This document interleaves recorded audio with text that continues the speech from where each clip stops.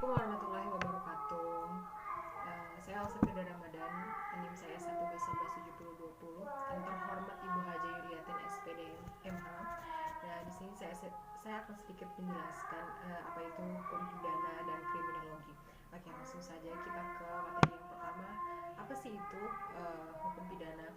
Jadi, hukum pidana itu merupakan keseluruhan dari peraturan yang menentukan perbuatan apa yang dilarang dan termasuk ke dalam hukum pidana, serta menentukan hukuman apa yang dapat dijatuhkan kepada yang melakukannya. Nah, adapun berbagai jenis hukum pidana itu sendiri, adapun berbagai fungsi hukum pidana itu sendiri. Yang pertama, hukum pidana itu memiliki fungsi umum dan fungsi khusus.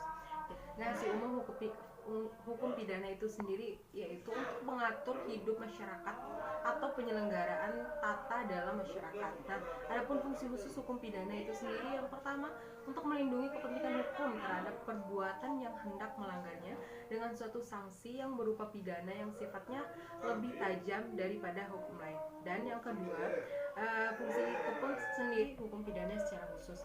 Nah, fungsi ini untuk melindungi kepentingan hukum terhadap perbuatan yang hendak melanggarnya dengan suatu sanksi yang berupa pidana yang sifatnya lebih tajam daripada hukum lain.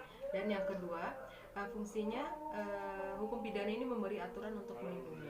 Apa sih tujuan hukum pidana itu sendiri? Nah, tujuan hukum pidana itu merupakan melindungi kepentingan orang atau perseorangan, hak asasi manusia, melindungi kepentingan masyarakat dan negara dengan perimbangan serasi dari suatu tindak tercela atau kejahatan di suatu pihak dari tindak penguasa sewenang-wenang di lain pihak. Jadi itulah tujuan dari hukum pidana itu sendiri. Nah, setelah kita mempelajari tujuan dari hukum pidana, selanjutnya kita akan membahas apa aja sih sifat-sifat hukum pidana itu sendiri.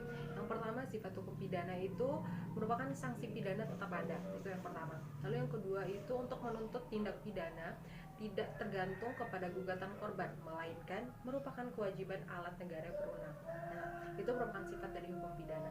Lalu selanjutnya merupakan jenis-jenis hukum pidana. Jenis-jenis hukum pidana itu ada hukum pidana tertulis dan hukum pidana tidak tertulis. Nah, hukum pidana tertulis ini merupakan hukum pidana yang telah tercantum di dalam peraturan perundang-undangan.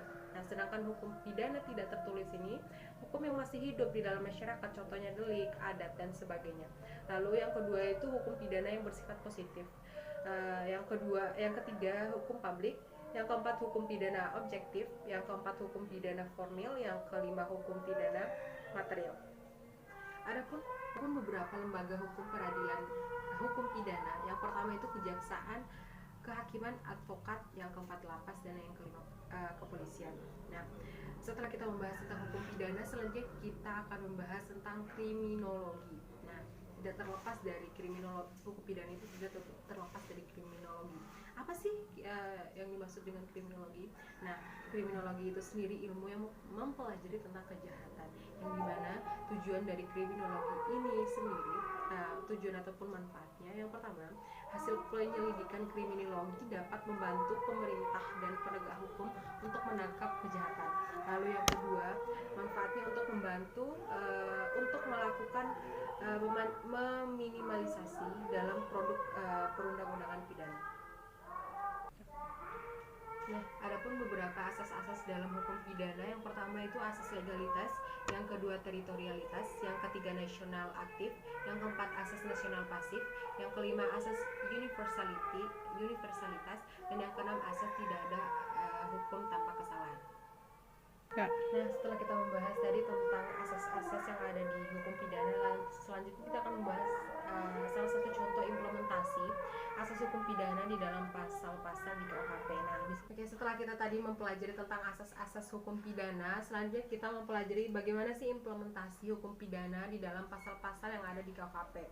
Nah, di sini saya mengambil pasal 1 ayat 1 KUHP yang biasanya disebut sebagai implementasi asas kepastian hukum atau legalitas, yaitu tiada suatu perbuatan dapat dipidana kecuali atas kekuatan aturan pidana dalam perundang-undangan yang telah ada sebelum perbuatan dilakukan. Pelajari tadi tentang implementasi, lalu selanjutnya kita akan membahas tentang ajaran sebab akibat.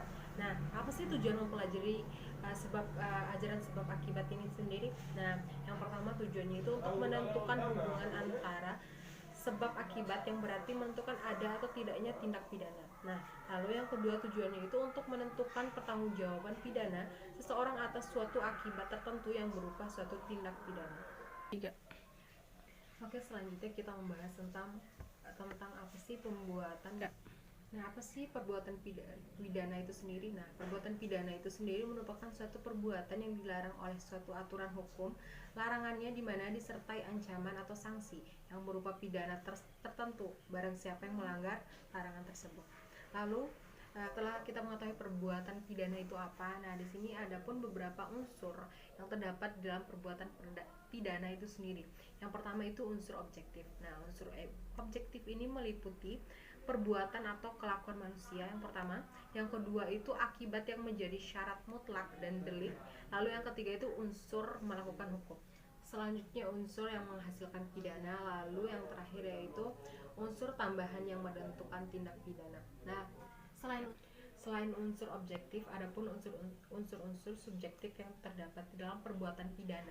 Nah, yang pertama itu unsur subjektif ini sendiri itu terdapat di dalam diri pelaku tindak pidana itu sendiri. Nah, yang pertama itu kesengajaan, yang kedua niat, yang ketiga maksud, dan yang keempat itu dengan rencana lebih dahulu, dan yang keenam itu perasaan takut. Selanjutnya kita membahas tentang percobaan di dalam hukum pidana. Nah, apa sih percobaan di dalam hukum pidana itu sendiri? Nah, di sini percobaan itu merupakan pelaksanaan tindakan dari kejahatan yang telah dimulai tetapi tidak selesai atau suatu permulaan pelaksanaan tindakan dari niat yang dinyatakan untuk melakukan suatu kejahatan tertentu. Nah, adapun teori di dalam percobaan hukum pidana itu sendiri, yang pertama itu teori subjektif dan teori objektif. Nah, adapun teori-teori percobaan di dalam hukum pidana itu sendiri, yang pertama itu teori subjektif dan teori objektif. Nah, apa sih teori subjektif dan teori objektif itu sendiri? Teori subjektif itu merupakan dasar patut dipidananya percobaan terletak pada sikap batin atau watak yang berubahnya dari si pembuat. Lalu teori objektif itu sendiri itu merupakan dasar patut dipidananya percobaan terletak pada sifat berbahayanya perbuatan yang dilakukan oleh si pembuat. Nah, menurut pasal 53 KUHP, supaya percobaan pada kejahatan, pelanggaran atau tidak dapat dihukum, maka syarat-syaratnya sebagai berikut. Yang pertama, niat sudah ada untuk berbuat kejahatan itu sendiri.